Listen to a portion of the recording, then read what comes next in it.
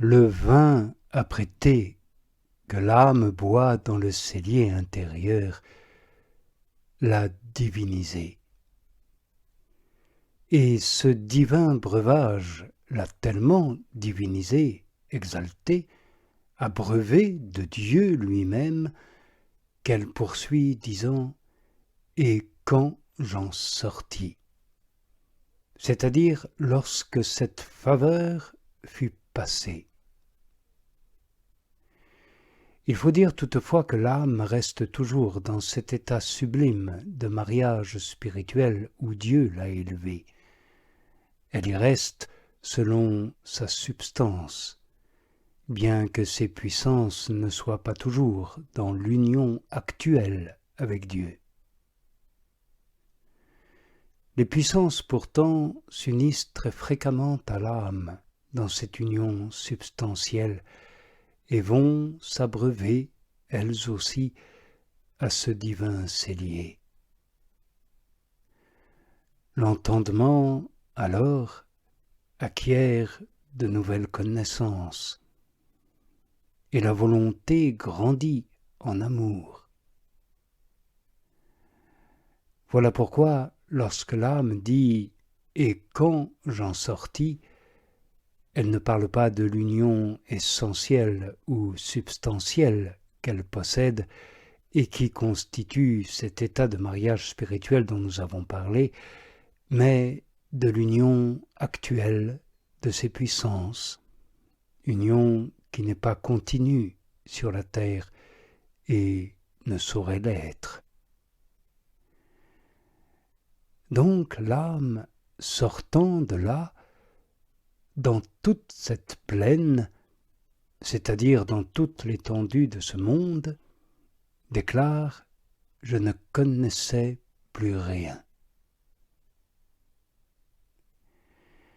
L'âme, après avoir bu dans le cellier intérieur le vin mystérieux de la plus haute sagesse de Dieu, a oublié toutes les réalités de ce monde.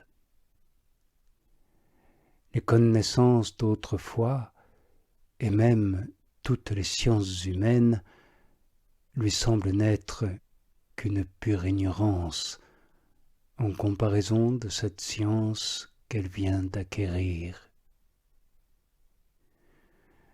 La voilà divinisée. Son esprit est élevé en Dieu. Elle est comme ravie, enivrée d'amour, toute transformée en Dieu. Toutes ces faveurs ne lui permettent pas de s'occuper de quoi que ce soit de ce monde. Voilà pourquoi elle peut dire en toute vérité « Je ne connaissais plus rien ». Car elle est détachée non seulement de tout, mais encore d'elle-même. Elle est morte à tout et s'est transformée dans l'amour. En un mot, elle est passée d'elle-même dans le bien-aimé. Cette ignorance où elle est, l'épouse du Cantique des Cantiques nous l'a fait comprendre quand, après avoir parlé de son union avec le bien-aimé, elle ajoute ce mot « Je n'ai rien su et j'ai tout ignoré ». Une âme de cette sorte se mêlera peu des choses étrangères, dès lors qu'elle ne se souvient même pas de ce qui la concerne en particulier. L'Esprit de Dieu a précisément ceci de particulier, c'est qu'il porte l'âme où il habite à ne rien connaître des choses qui ne la concernent pas et à les ignorer complètement. Surtout si elles n'ont pas pour but son progrès spirituel. Car l'Esprit de Dieu dans l'âme est un esprit de recueillement, qui ne s'occupe point de choses étrangères au salut. Aussi l'âme dont nous parlons demeure dans une sainte ignorance de tout. N'allons pas imaginer cependant que l'âme perd alors les connaissances qu'elle possédait habituellement et qu'elle avait déjà acquises, mais ces connaissances n'ont plus d'empire sur elle, car ces connaissances s'unissent à une sagesse supérieure qui agit par elle-même, comme il arrive quand une lumière faible s'unit à une lumière puissante. C'est cette dernière qui domine et qui brille. Ainsi, l'âme, en cet état dont nous parlons, n'a plus les connaissances qu'elle possédait auparavant. Pour moi, je crois qu'il en sera de même au ciel, de cette science que nous avons acquise ici-bas.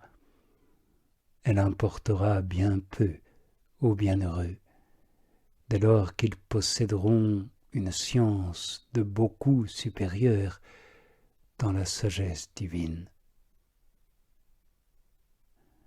Ainsi donc, l'âme n'a plus les connaissances qu'elle avait antérieurement. Elle les perd de vue. Elle n'en a plus le souvenir quand elle est dans le ravissement d'amour dont nous parlons. Et cela pour deux raisons. La première, c'est qu'elle est actuellement ravie et enivrée de ce breuvage d'amour et qu'il lui est impossible actuellement de s'occuper d'autre chose. La seconde, c'est que cette transformation en Dieu lui donne une telle ressemblance avec la simplicité, l'unicité et la pureté de Dieu qu'elle reste pure, limpide, dégagée de toutes les formes et de toutes les figures qu'elle avait précédemment. Car l'acte de transformation est toujours accompagné des faits de cette sorte. C'est ainsi que fait le soleil sur le cristal. Il le pénètre, le rend lumineux et empêche de voir les taches qu'on y apercevait. Mais le soleil vient-il à se retirer, on y voit de nouveau les taches, comme auparavant. Quant à l'effet produit par l'acte d'amour, il dure encore, et par conséquent l'âme elle-même continue à perdre de vue les connaissances naturelles qu'elle possédait d'une manière habituelle.